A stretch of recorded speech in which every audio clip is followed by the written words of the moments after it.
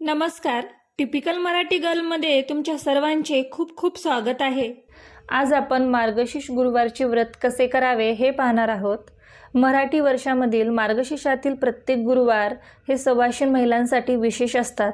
या दिवशी महालक्ष्मीचे व्रत करून कुटुंबाला समाधान, शांती, ऐश्वर्य मिळावे अशी प्रार्थना केली जाते. मनातील सर्व इच्छा पूर्ण करण्याच्या हेतूने श्री महालक्ष्मी व्रत करण्याची पद्धत आहे. या व्रताची सुरुवात मार्गशीर्ष महिन्यातील पहिल्या गुरुवारी होते आणि शेवटच्या गुरुवारी उद्यापन केलं जातं. चला तर मग आपण हे व्रत कसे करावे, या व्रताची मांडणी कशी असावी, हे सर्व काही माहिती तुम्हाला या व्हिडिओमध्ये मिळणार आहे. त्यासाठी हा व्हिडिओ शेवटपर्यंत अवश्य पहा. व्हिडिओ आवडल्यास व्हिडिओला लाईक करा, तुमच्या मित्रपरिवारासोबत शेअर देखील करा आणि आपल्या चॅनलवरती जर तुम्ही पहिल्यांदाच आलेले असाल तर आपल्या चॅनलला असे छान छान व्हिडिओज पाहण्यासाठी सबस्क्राईब देखील करा. चला तर मग आजच्या या व्हिडिओला सुरुवात करूयात. आज मी तुम्हाला या व्रताची अगदी साधी, सरळ व सोपी अशी मांडणी दाखवणार आहे. ज्या महिला नोकरी करतात, व्यवसाय करतात किंवा घरातील इतर कामामध्येच बिझी असतात, त्यांना हे व्रत करण्याची इच्छा तर असते पण वेळेअभावी करू शकत नाहीत, त्या महिला देखील करू शकतील अशी साधी, सरळ, सोपी मांडणी आज आपण पाहणार आहोत. तर ज्या ठिकाणी आपल्याला ही पूजा करायची आहे ती जागा स्वच्छ पुसून त्यावरती चौरंग पाट मांडायचा, त्यावरती लाल वस्त्र टाकायचं आणि त्याच्यासमोर छान अशी एक रांगोळी काढायची आहे. आता आपल्याला पूजेची सुरुवात दीप प्रज्वलनाने करायची आहे. तर इथे मी थोडेसे तांदूळ टाकून त्यावरती दिवा ठेवला आहे. त्याची देखील मी हळद कुंकू लावून पूजा करून घेतली, फुलं वाहून. त्यानंतर आता मी दीप प्रज्वलित करून घेणार आहे. त्यानंतर आज मार्गशीर्ष गुरुवारी घट भरण्याला सर्वात जास्त महत्त्व आहे. तर आता आपण इथे घट भरण्यासाठी हा तांब्याचा तांबा घेतलेला आहे, त्यामध्ये पाणी भरलेलं आहे आणि त्यावरती आता मी स्वास्तिक काढून घेतलेलं आहे. त्याला हळदी कुंकू लावून घेते आणि त्यानंतर या घटाला 5 हळदी कुंकवाची बोटं लावायची असतात. तर 5 दिशेला अशा पद्धतीने आपल्याला हे खालून वरती हे बोट ओढून घ्यायचे आहेत आणि त्यावरती हळदी कुंकू लावून घ्यायचं. त्यानंतर या घटाच्या पाण्यामध्ये आपल्याला हळदी कुंकू, अक्षदा, एक नाणं, एक सुपारी आणि फूल, ध्रुवा असतील तर ध्रुवा देखील, अशा 5-7 वस्तू आपल्याला त्या घटामध्ये टाकायच्या असतात. त्यानंतर त्यामध्ये 5 प्रकारची पाने ठेवायची असतात. ती नाहीच मिळाली तर तुम्ही आंब्याची पान किंवा अशा पद्धतीने ही विड्याची पाने देखील ठेवू शकता. तर इथे मी ही 5 विड्याची पाने ठेवलेली आहेत. त्यानंतर त्यावरती नारळ ठेवायचा आहे. तर अशा प्रकारचे देवीची मुखवटे आजकाल बाजारात सहज उपलब्ध आहेत, तर तुम्ही ते देखील घेऊ शकतात. असेल तर ठीक आहे, नसेल तर तुम्ही फक्त नारळ देखील ठेवू शकता. आता हा घट आपल्याला धान्याच्या राशीवर ठेवायचा असतो. त्यासाठी तुम्ही गहू किंवा तांदूळ घेऊ शकता. तर इथे मी एका प्लेटमध्ये तांदूळ घेतलेले आहेत आणि त्यावरती मी हा घट ठेवला. त्यानंतर मी घटाला वस्त्र घालून घेतलेलं आहे. असे वस्त्र सध्या बाजारात सहज उपलब्ध आहेत. त्यानंतर आता मी देवीचा शृंगार करून घेणार आहे. त्यासाठी मी देवीला गळ्यामध्ये हार, नाकामध्ये मोत्यांची नथ घातली आणि कानामध्ये छान असे झुमके घातलेले आहेत आणि आपल्या देवीचं रूप अजून छान उठून दिसत आहे. जर तुमच्याकडे माता लक्ष्मीचा फोटो असेल किंवा मूर्ती असेल तर ती देखील तुम्ही या पूजेमध्ये ठेवू शकता. या व्रताची पुस्तिका देखील आपल्याला इथे ठेवायची आहे. श्री लक्ष्मी कुबेर यंत्र हे देखील मी ठेवलेलं आहे. तुमच्याकडे असेल तर तुम्ही देखील ते अवश्य ठेवा.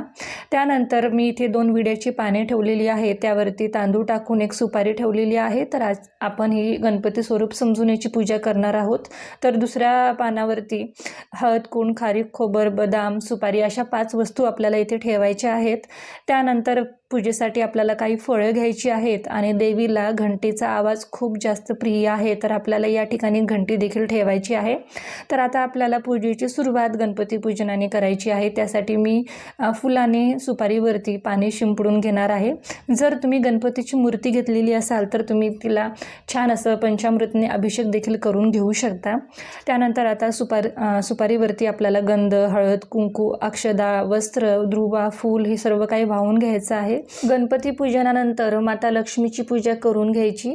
तर पूजेच्या ठिकाणी मांडलेल्या सर्व वस्तूंची आपल्याला पूजा करून घ्यायची आहे. त्यावरती फुलाने पाणी शिंपडून घ्यायचं. गंध, हळद, कुंकू, अक्षदा वाहायच्या आहेत, फुलं अर्पण करायची आहेत. तर देवीला मी ही फुलाची वेणी घातलेली आहे आणि लाल फूल अर्पण केलेलं आहे, कारण देवीला लाल फूल खूप जास्त प्रिय आहे.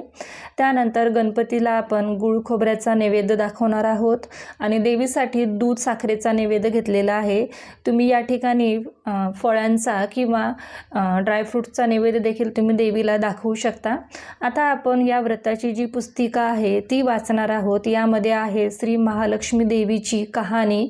तर आपल्याला ही कहाणी संपूर्ण वाचायची आहे. तर 3 ते 4 पाने या कहाणीची आहेत आणि ही कहाणी आपल्या चॅनलवरती देखील मी सांगितलेली आहे, तुम्ही ती देखील ऐकू शकता. तर ही कहाणी वाचून झाल्यानंतर या मध्ये महालक्ष्मी महात्म्य आहे ते देखील आपल्याला वाचायचं आहे. त्यानंतर आहे अष्टाक्षरी मंत्र, हे देखील आपल्याला म्हणायचं आहे. त्यानंतर आपल्याला या मंत्राचा 108 वेळा जप करायचा आहे, श्री लक्ष्मी अष्टक म्हणायचं आहे आणि नंतर देवीची आरती करायची आहे. तर मार्गशीर्ष गुरुवारी कुठल्याही एका गुरुवारी आपल्याला देवीची ओटी भरायची आहे. पहिल्या गुरुवारी किंवा उद्यापनाच्या दिवशी भरलात तरी देखील चालेल. तर इथे मी खण घेतलेला आहे आणि ओटीसाठी लागणारे सौभाग्याचं सर्व साहित्य मी इथे घेतलेलं आहे. तर त्यावरती हळद, कुंकू, अक्षदा, फुलं वाहून घेतलेली आहेत आणि आता मी हे देवीला ओटी भरून घेणार आहे. तर अशा पद्धतीने आपल्याला देवीची ओटी भरून घ्यायची, त्यानंतर आरती करायची आहे. तर आरती करत असताना आपल्याला सुरुवातीला गणपतीची आरती म्हणायची आणि त्यानंतर या पुस्तकामध्ये जी माता लक्ष्मीची आरती दिलेली आहे ती म्हणायची आहे. आरती करून झाल्यानंतर देवीला नैवेद्य दाखवायचा आहे. जो काही आपण नैवेद्य ठेवलेला आहे त्यावरती आपल्याला अशा पद्धतीने 2 वेळा पाणी फिरवून घ्यायचं आहे. आणि आता आपली पूजा झालेली आहे. तर ही पूजा आपल्याला शक्यतो सकाळी करायची आहे, म्हणजेच दिवसभर आपल्या घरामध्ये अगदी प्रसन्न वातावरण असतं. जर तुम्हाला ते शक्य नसेलच तर तुम्ही ही पूजा संध्याकाळी देखील करू शकता. 4 ते 6 या दरम्यान आपल्याला ही पूजा करायची आहे. आणि सकाळी पूजा केली असेल तर आपल्याला दूध साखर किंवा फळांचा नैवेद्य दाखवायचा आहे आणि संध्याकाळी पूजा केली असेल किंवा सकाळी देखील पूजा केली असेल तर संध्याकाळी परत आपल्याला आरती करायची आहे आणि आपण संध्याकाळी जो काही स्वयंपाक केलेला असेल, गोडाधोडाचा, शिरा, खीर, भाजी, पोळी, भात, वरण अशा पद्धतीचा स्वयंपाक करून आपल्याला देवीला नैवेद्य दाखवायचा आहे. कारण दिवसभर आपण देखील ही गुरुवारची व्रत करतो तेव्हा उपवासच करतो. तर संध्याकाळी आपल्याला हा उपवास सोडायचा असतो. त्याच पद्धतीने संध्याकाळीच आपल्याला गोडाधोडाचा नैवेद्य देवीला दाखवायचा असतो. तर देवीला नैवेद्य दाखवून झाल्यानंतर आपल्याला गाईला नैवेद्य द्यायचा आणि नंतरच आपल्याला उपवास सोडायचा आहे. तर ही होती मार्गशीर्ष गुरुवारच्या व्रताची पूजा. तुम्हाला कशी वाटली मला कमेंटमध्ये आवर्जून कळवा, कारण खूप दिवस झालं आपण भेटलेले नाही आहेत. तर आता सुरुवात झालेली आहे छान या महालक्ष्मी व्रतापासून.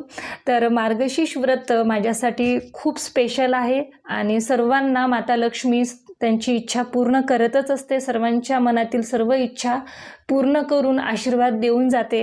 तर सर्वांनी ही पूजा आवर्जून यावर्षी आपल्या घरी करावी आणि ही साधी सरळ पूजा सर्वजणच करू शकतात अशी ही पूजा मी तुम्हाला आज दाखवलेली आहे.